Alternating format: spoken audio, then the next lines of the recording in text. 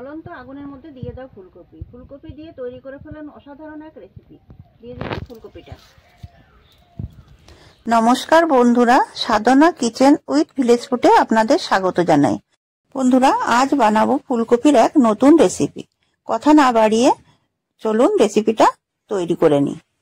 দিয়ে দিচ্ছি 1 চামচ মতো লবণ, দিয়ে দেবো লঙ্কার গুঁড়ো, দিয়ে দেবো হলুদ, দিয়ে দেবো 1 চামচ মতো সর্ষের তেল, দিয়ে এগুলোকে একসাথে মিশিয়ে নেব। এইভাবে মিশিয়ে নিতে হবে। ফুলকপিটাকে আমি আগে থেকে ধুয়ে পরিষ্কার করে রেখেছিলাম, ফুলকপির গায়ে লাগিয়ে নেব। ভালো করে ফুলকপিটা লাগিয়ে নিতে হবে। জ্বলন্ত আগুনের মধ্যে দিয়ে দিতে হবে। জ্বলন্ত আগুনে দিয়ে ফুলকপিটাকে ভালো করে রোস্ট করে নিতে হবে। একবার এইভাবে ফুলকপি জ্বলন্ত আগুনে দিয়ে রোস্ট করে নিয়ে এই ফুলকপিটা রান্না করে খেয়ে দেখবেন, অসাধারণ লাগে খেতে। ফুলকপিটাকে ভালো করে পুড়িয়ে নিয়েছি, এবার একটু উঠিয়ে নেব। আমি এখানে একটা ছুরি নিয়ে নিয়েছি, ছুরিটা দিয়ে আমি উঠাবো। এইভাবে দেখুন ফুলকপিটা অনেকটা সেদ্ধ হয়ে গেছে।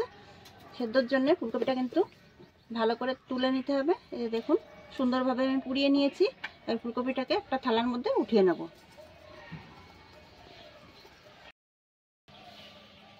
ফুলকপিটাকে ভালো করে ঠান্ডা করে নিয়েছি। এবার ফুলকপিটা আমি কেটে নেব।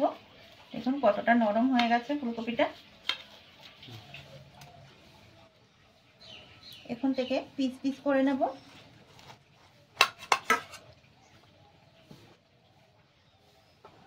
ছোট ছোট টুকরো করে কেটে নেব। দেখুন ফুলকপিটা কতটা সুন্দরভাবে সেদ্ধ হয়ে গেছে।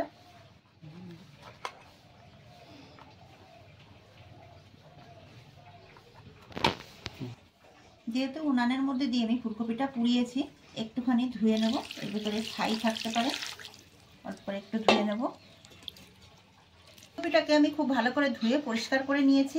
দেখুন ফুলকপিটা আমি এরকম সাইজ করে কেটে নিয়েছি। এবার আমি রান্নার দিকে চলে যাব। গ্যাসের উপর কড়াইটা চাপিয়ে দিয়েছি। এখানে আমি দিয়ে দেব রিফাইন তেল। আমি একটু তেলটাকে একটু নেড়ে দেব। তেলটা গরম হয়ে গেছে।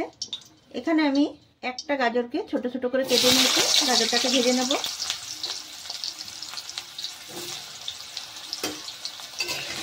গাজরটাকে একটু লাল লাল করে ভেজে নিতে হবে।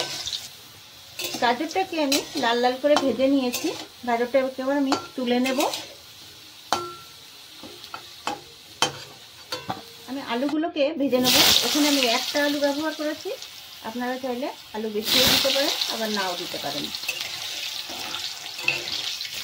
আলুটাকে লাল লাল করে ভেজে নিয়েছি। এবার আলুটাও তুলে নেব।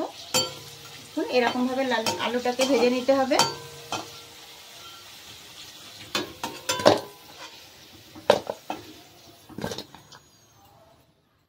আলু আর গাজরটাকে আমি লাল লাল করে ভেজে নিয়েছি। এর ভেতরে দিয়ে দেব কয়েকটা রসুন কুচি। একদম ছোট ছোট করে আমি 3-4টে রসুন কেটে দিয়ে দিয়েছি। রসুনটাকে একটুখানি নেড়ে চেড়ে নেব।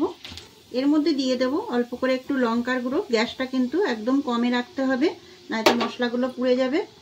এর মধ্যে দিয়ে দেব 1 চামচ মতো ধনে গুঁড়ো, দিয়ে দেব 1 চামচ মতো জিরে গুঁড়ো,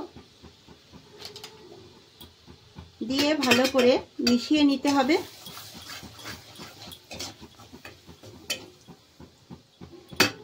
ভালো করে মিশিয়ে নিয়েছি। এর ভেতরে দিয়ে দেব 1 চামচ সয়া সস,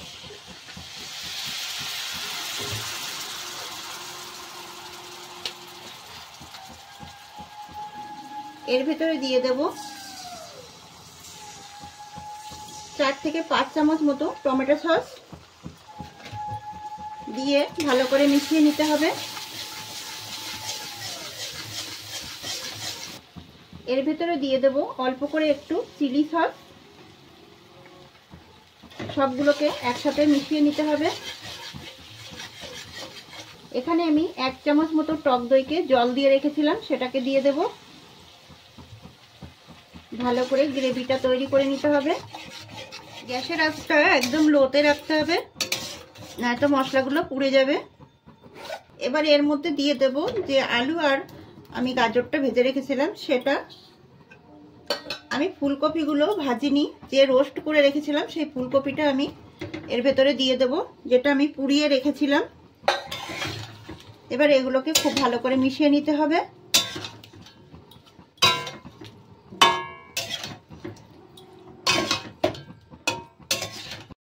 ভালো করে একটু কষিয়ে নিতে হবে। এখানে আমি কয়েকটা পেঁয়াজকে কেটে রেখেছিলাম, পেঁয়াজ দিয়ে ভালো করে কষিয়ে নেব।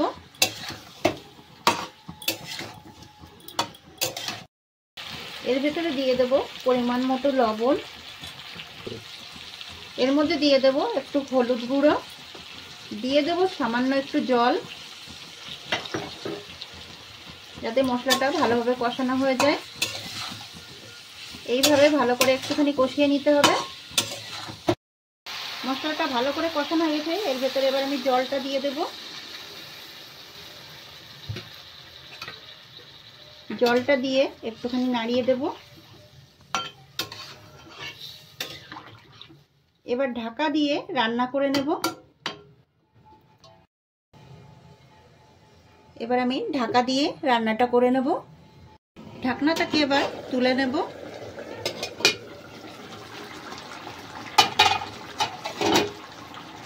দেখুন রান্নাটা আমার হয়ে গেছে। এখন এর মধ্যে কিছু উপকরণ মিশাবো। এর মধ্যে দিয়ে দেব অল্প পরিমাণে একটু চিনি, আপনারা যদি চিনিটা না খান তাহলে দেবেন না। চিকেন মশলা, চিকেন মশলাটা দিয়ে একটুখানি মিশিয়ে নেব। দেখুন এর ভিতরে দিয়ে দেব আমি 1 চামচ মতো কর্নফ্লাওয়ার গুঁড়ে রেখেছিলাম, সেটা এর সাথে মিশিয়ে নেব। দেখুন তৈরি হয়ে গেছে আমার ফুলকপি। এইভাবে একবার ফুলকপি রান্না করে খেয়ে দেখুন, খেতে কিন্তু দারুণ হয়। রুটি, পরোটা, লুচি সব কিছুর সাথে কিন্তু এই রেসিপিটা খেতে খুব ভালো লাগবে। এবার নামিয়ে নেব। এবার আমি একটা থালার মধ্যে নামিয়ে নিচ্ছি।